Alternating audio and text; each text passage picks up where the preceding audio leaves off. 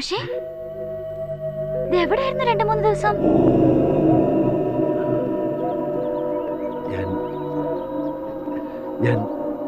വല്ലാണ്ടായിരിക്കണല്ലോ എന്റെ മാഷ. എന്താ എന്താ പ്രശ്നം? ഒന്നുമില്ല.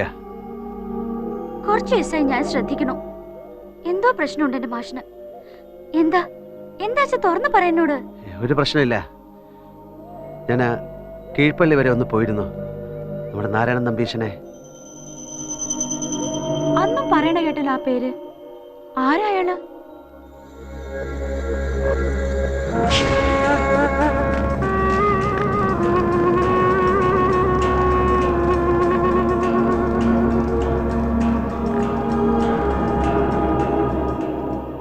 കാലും മുഖവും കഴുകിയിട്ട് ഒന്ന് തൊഴുതുവാ.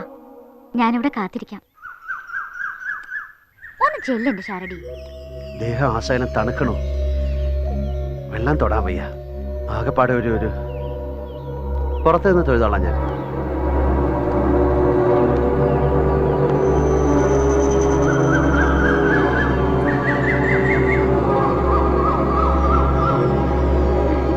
മാഷേ,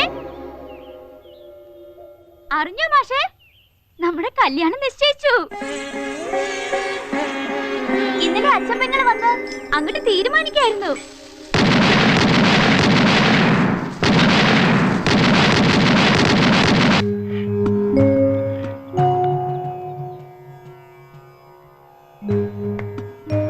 ഈ മാസം 16-ാം തീയതി നടന്നില്ലെങ്കിൽ പിന്നെ 5 വർഷത്തേക്ക് വിവാഹയോഗം കാണില്ല ഭരതന്.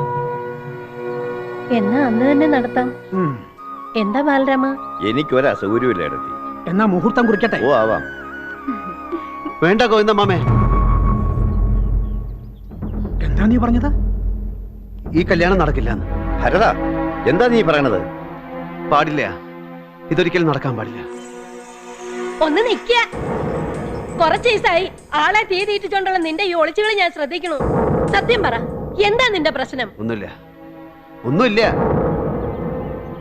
എങ്കി ഈ അമ്മ പറയുന്നത് നീ കേൾക്കണം. നിന്റെ കാര്യത്തിൽ അവസാനമായിട്ട് ഒരു തീരുമാനം എടുക്കാനുള്ള സ്വാതന്ത്ര്യം നീ എനിക്ക് തരണം. തരില്ലേ? നീ തീയതി കുറിക്കുകയെന്ന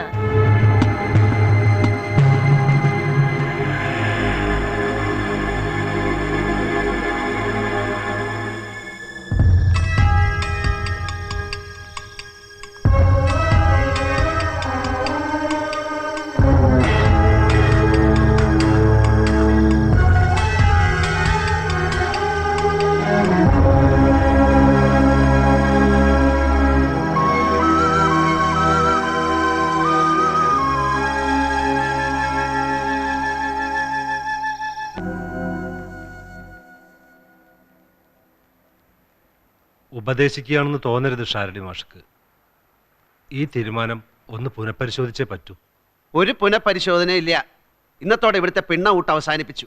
ഈ രാഷ്ട്രപതി വന്ന് ദയാഹർജി എന്നാലും ഈ തീരുമാനത്തിൽ ഒരു മാറ്റമില്ല. ഇങ്ങനെ ഒരു ഡിസിഷൻ എടുക്കാൻ മാത്രം ഇപ്പൊ എന്താ ഉണ്ടായേ? മടുത്തു, അത്ര തന്നെ. ഈ ശങ്കരൻകുട്ടി മാഷിനെ പോലുള്ള മൂർഖന്മാർക്കിടെ പണിയെടുക്കാൻ വയ്യ. നല്ലൊരു സ്ഥാനത്ത് നിന്ന് ഇറങ്ങിപ്പോണെന്ന് ഷാരടി മാഷ് മനസ്സിലാക്കണം. എനിക്ക് പട്ടിണി കിടക്കേണ്ടി വരില്ല. 2 നേരം കഞ്ഞി കുടിക്കാനുള്ള വക ശാരത്തുണ്ട്. ഇനി അതില്ലാച്ചാലും 4 പുസ്തകം എഴുതി റോയൽറ്റി വാങ്ങി ജീവിക്കും. ഇനി അവിടെയും തോറ്റു അയച്ച കാവുമ്പുറത്ത് അങ്ങാടിയിൽ 4 പച്ചോല വളച്ചു കെട്ടി ഒരു കത്രയും കണ്ണാടിയിൽ സംഘടിപ്പിച്ച് നാട്ടുകാരുടെ ക്ഷൗരം ചെയ്ത് പഠിച്ചോളാം ഞാൻ. Sorry sorry sir. സോറി.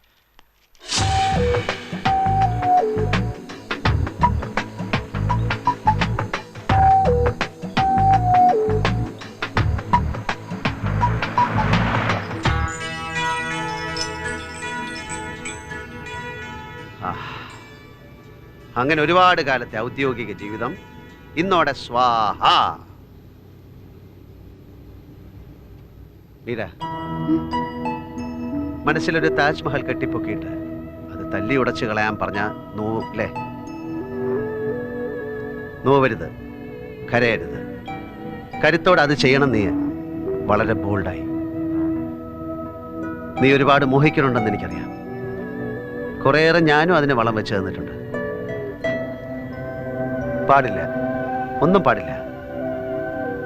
നമ്മൾ ആഗ്രഹിച്ചാൽ മാത്രം പോരാ, ഈശ്വരൻ സമ്മതിക്കുകയും കൂടി വേണം നന്നാവാൻ.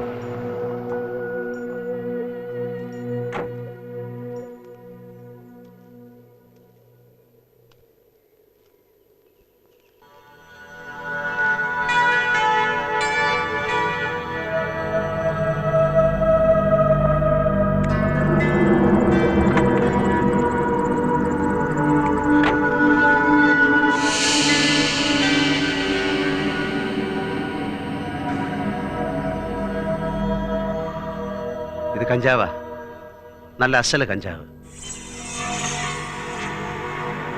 2 പുകയെടുത്ത മനസ്സൊന്ന് ശാന്താവും. വേണോ നിനക്കൊരു പുക? എന്താ എന്താ മാഷെ ഇതിന്റെയൊക്കെ അർത്ഥം അറിയണം എനിക്ക്. നോ, ഒന്നും അറിയരുത്, ആരും ഒന്നും. അറിവാണ് മനുഷ്യൻ ആദ്യം ഉണ്ടാക്കുന്നത്. കണ്ടിട്ടില്ലേ നീ ഈ തെരുവില് കടലാസും കുപ്പിച്ചില്ലും പിറക്കി നടക്കണ ചില മനുഷ്യരെ? അവർക്കറിയോ ലോകമഹായുദ്ധത്തെ പറ്റി, സ്വാതന്ത്ര്യ സമരത്തെ പറ്റി, വേദവ്യാസനെയും ത്യാഗരാജ സ്വാമികളെയും പറ്റി. സോറി, കഞ്ചാവിന്റെ പിടുത്തം മുറുകാൻ തുടങ്ങിയിട്ടുണ്ട് ബ്രെയിനിൽ. Sorry Meera, I am really sorry. എവിടുന്ന് കിട്ടി ഈ വിഷം വലിച്ചു കയറ്റാൻ? ആ നമ്പീശൻ തന്ന, കീഴ്പള്ളി നാരായണൻ നമ്പീശൻ. ആരാ തെണ്ടി? കുറെ കാലായി കേൾക്കണു ഞാൻ.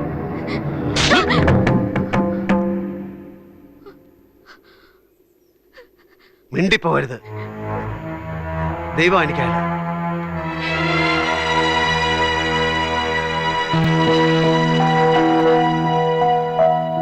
ചെല്ലുമോളെ, അവിടെ ബാലരാമൻ നിന്നെ കാണാതെ. എന്നെ ചൊല്ലി പേടിക്കാനും വേവലാതിപ്പെടാനും ഒന്നും ഈ ലോകത്ത് ആരുമില്ല. ഞാൻ ഒറ്റയ്ക്ക.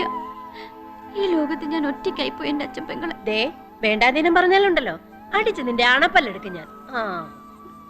ആർക്കാടി നിന്നോട് ഇവിടെ ഇഷ്ടമല്ലാത്തത്? ആർക്കാ? എന്റെ മാഷ്. അറിയില്ലേ കുട്ടിയെ നിനക്ക് അവന്റെ സ്വഭാവം? നാഴികയ്ക്ക് 40 വട്ടം 40 സ്വഭാവ. അങ്ങനെ തന്നെയായിരുന്നു ഇവിടെ നിന്റെ അച്ചാച്ചനും.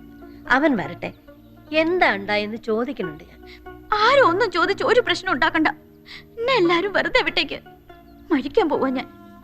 ഏതെങ്കിലും മാവും കൊമ്പത്ത് കയറി കെട്ടി തൂങ്ങി നോക്കിക്കോ അച്ഛൻ പെങ്ങള്. ബാമേ, വരുന്നു. നല്ല ഉറപ്പുള്ള കുറച്ച് കയറി ഇങ്ങോട്ട് എടുത്തോളൂ. ഈ കുട്ടി തൂങ്ങി മരിക്കാൻ പോവാണത്രേ. നല്ല ഉറപ്പ് വേണേ. പൊരിച്ചാക്ക് പോലത്തെ പെണ്ണ. ഒന്ന് പതുക്കെ പറയുന്നുണ്ട് അച്ഛൻ പെങ്ങള്. ആരെങ്കിലും കേട്ടാ? ഓ, നാളെ നീ മാവിന്റെ കൊമ്പത്ത് തൂങ്ങി നിക്കണത് ആരെങ്കിലും കണ്ടാലോ? വലിയ ചന്ത ഉണ്ടാവുന്ന വിചാരം. കുട്ടി ഒന്ന് അടങ്ങിയിരിക്കേ. കാര്യമൊക്കെ ഞാൻ വിചാരിച്ച മട്ടി നടത്തി തരാം. അവനിങ്ങി വരട്ടെ. ഇല്ലെങ്കിലേ എന്റെ പേര് അച്ഛൻ പെങ്ങളെന്ന് മാറ്റി വല്ല കാക്കാത്തിയമ്മ മറ്റോ വിളിച്ചോളൂ നീയേ. നാളെ ഈ നേരം ആവട്ടെ, കാണിച്ചു തരണുണ്ട് ഞാൻ ഇവിടെ നടക്കാൻ പോണ എന്താണെന്ന്. എന്താ? നീ നോക്കിക്കോ പെണ്ണേ. മാപ്പ്. കുറിഞ്ഞി പൂക്കണ പോലെ 12 വർഷത്തിലൊരിക്കൽ പ്രയാഗി നടക്കുന്ന കുംഭമേള കാണാനാണ് ഞാൻ പോണത്. ഇനിയൊരു തിരിച്ചു വരവുണ്ടാവില്ല. മീര, അവളെ സർവേശ്വരന്മാരുടെ കയ്യിൽ ഏൽപ്പിച്ചിട്ടാ പുറപ്പെടുന്നത്. ഇനിയൊക്കെ ഈശ്വരേച്ഛ പോലെ നടക്കട്ടെ. അമ്മ ശപിക്കരുത് തന്നെ, ആരും ശപിക്കരുത് തന്നെ. ഇതെന്റെ വിധി, ഇതെന്റെ നിയോഗം.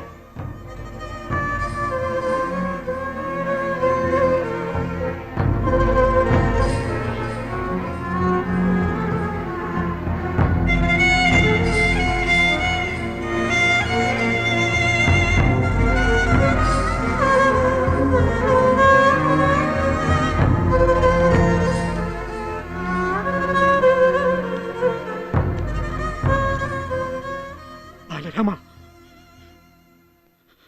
ചതിച്ചു ബാലരാമ, ഭരതൻ ചതിച്ചു.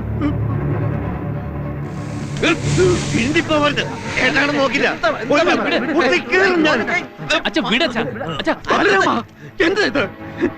ഇതിലും ഭേദം എന്റെ കുട്ടിയെ തല്ലിക്കൊന്ന് കുഴിച്ചിടുകയല്ലായിരുന്നു, അല്ലെങ്കിൽ എന്റെ കരളിലേക്ക് ഒരു കത്തി കുത്തി കയറ്റുകയല്ലായിരുന്നു. ബാലരാമ, ഗോവിന്ദേട്ടാ,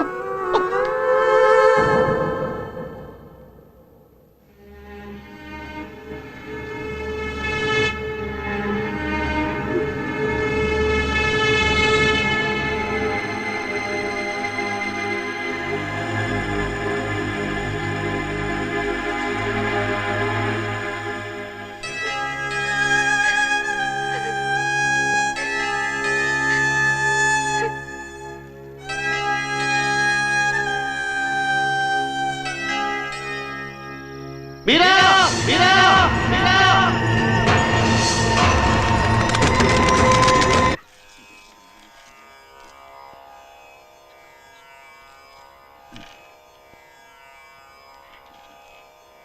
മിഥുനൻ രാശി.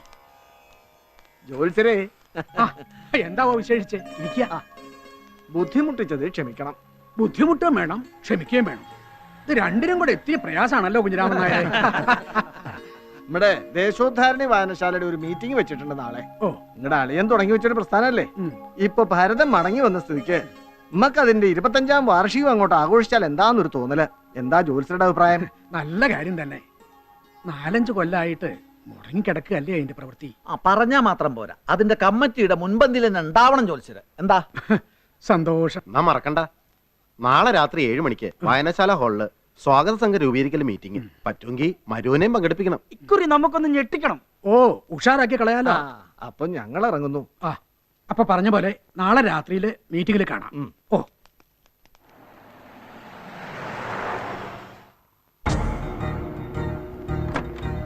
असतो मा संगमय तमसो मा ज्योतिर्गमय मृत्योर्मा अमृतंगमय.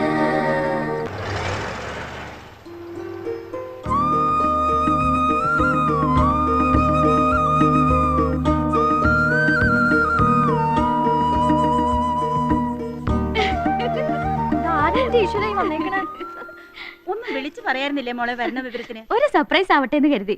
എവിടെ അച്ഛനും ഹരിയേട്ടനും? വിളിച്ചു പറഞ്ഞാ വണ്ടി അയക്കില്ലായിരുന്നോ ഞാൻ? ഒരു ജീപ്പ് ടൗണിലേക്ക് പോന്നിരുന്നു. അതിൽ ചാടി കയറി ഇങ്ങോട്ട് പോന്നു. കറുത്തു പോയല്ലോ എന്റെ കുട്ടിയെ നീ. വല്ലാണ്ട് അങ്ങോട്ട് മെലിയും ചെയ്തു. എന്താ തണുപ്പ് അവിടെ ഊട്ടിയില്. 4 മണിക്ക് എഴുന്നേറ്റുള്ള കുളി, 1 മണിക്കൂർ മെഡിറ്റേഷൻ. വളരെ സ്ട്രിക്റ്റാ. 8:30 തൊട്ട് തുടങ്ങും മന്ദബുദ്ധികളായ കുട്ടികളോടുള്ള യുദ്ധം. തലയുടെ ആണിക്കല്ലിളകി പോവും മനുഷ്യന്. മാനേജ് ചെയ്യാൻ പറ്റണുണ്ടോ മോളെ നിനക്ക് അവിടെ? പിന്നല്ലേ അതെ, വേറൊരു ലോക അത്. ഒരു സ്പിരിച്വൽ മേക്കൊണ്ട. ഞാൻ ഹാപ്പിയാ, 100% ഹാപ്പി. മോള് പോയി കുളിച്ചിട്ട് വാ. നല്ല കടുമാങ്ങ കറിയും കുട്ടി ചോറ് തരണുണ്ട് അമ്മ. എന്നാ അമ്മയുടെ തറവാട്ടിലെ ഉത്സവം തുടങ്ങണത്? കൊടിയേറ്റം കഴിഞ്ഞു. മറ്റന്നാള് ആറാട്ടോട് കൂടി തുടങ്ങും. എന്തേ അന്വേഷിക്കാൻ?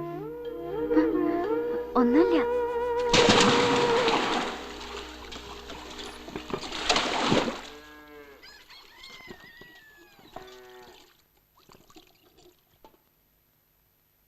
മോളെ, എന്റെ അച്ഛൻ-പെങ്ങളെ കണ്ടിട്ട് എത്രയായി? നീ വന്നോന്നറിഞ്ഞു. ഒന്ന് കാണാൻ വേണ്ടി വന്നതാ എന്റെ കുട്ടിയെ. കയറി വരട്ടെ ഞാനങ്ങോട്ട്. ഇങ്ങോട്ട് കയറി വരണ്ടവളല്ലായിരുന്നോ നീ? ആട്ടെ, അറിഞ്ഞോ മോൾ ഇവിടുത്തെ വിശേഷം? എന്താ? വീര, ആര് പറഞ്ഞു നിന്നോട് തെണ്ടി തിരിഞ്ഞടക്കാൻ? പോകത്ത് അച്ഛാ, അകത്ത് കയറി പോവാൻ.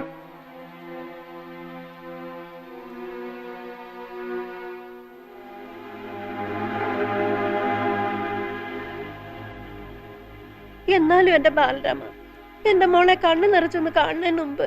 അതിന്റെ ചോര കുടിച്ച് മതിയായില്ലേ നിങ്ങൾക്ക് ഇനിയും? മറ്റെല്ലാ സങ്കടങ്ങളും മറന്ന് ഇത്തിരി മനസമാധാനത്തോടെ ജീവിക്കുക എന്റെ കുട്ടി.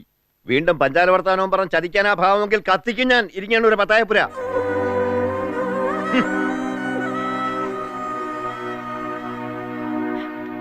എന്റെ രുക്മാവതി ഏട്ടത്തെയും തിരഞ്ഞ് ഞാൻ തൊടി മുഴുവൻ കറങ്ങി. എന്തെടുക്കുക മിസ്സസ് നാരായണ പിഷാരോടി ഇവിടെ? ഞാൻ പശുവിന് ഇത്തിരി. കരയണുണ്ടോ എന്റെ അമ്മ? കരയേ? നിനക്ക് തോന്നണതാ. അല്ല, കലങ്ങിയിട്ടുണ്ട് അമ്മയുടെ കണ്ണ്. എന്താ എന്താ പറ്റിയ? സത്യം പറ. അതേ, അത് കരട് പോയതാ. നിക്ക് നിക്ക് നിക്ക് നിക്ക്.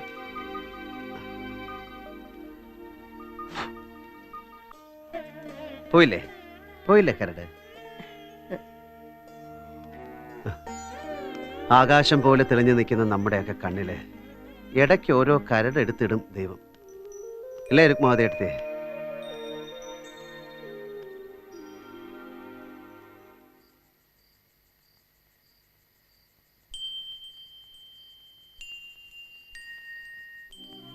എല്ലാം അവസാനിച്ചു എന്ന് കരുതി ഇരിക്കുമ്പോഴാ കുഴിമാടത്തിന്ന് ആ കാലിന് എണീറ്റ് വന്നു.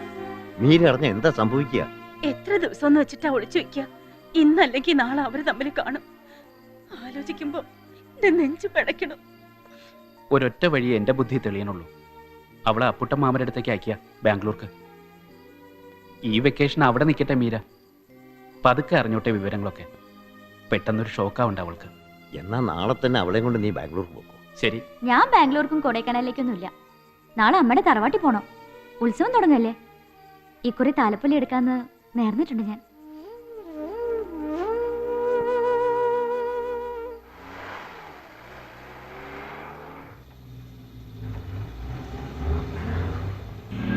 ഈ കഞ്ചാവടി ഇനിയെങ്കിലും നിർത്തിക്കൂടെ ഭരത? ഈ സുഖം ഗോവിന്ദമാമയ്ക്ക് അറിഞ്ഞോടാഞ്ഞിട്ടാ. എന്ത് സുഖം! നമുക്കൊരു ട്രാൻസിൽ അങ്ങനെ പറക്കാം, ഒരു വിമാനം പോലെ, ഒരു തിത്തിരി പക്ഷിയെ പോലെ. അറിയോ ഗോവിന്ദമാമയ്ക്ക്, ഹിമാലയത്തിലുള്ള ഒട്ടുമിക്ക സന്യാസിമാർ ഇത് ഉപയോഗിക്കും. ഇത് മാത്രമല്ല, ചരസ്, ഭാങ്, സോമം, ഇതൊക്കെ. സന്യാസിമാരിലും കള്ളന്മാരുണ്ടെന്നർത്ഥം ഇല്ലേ?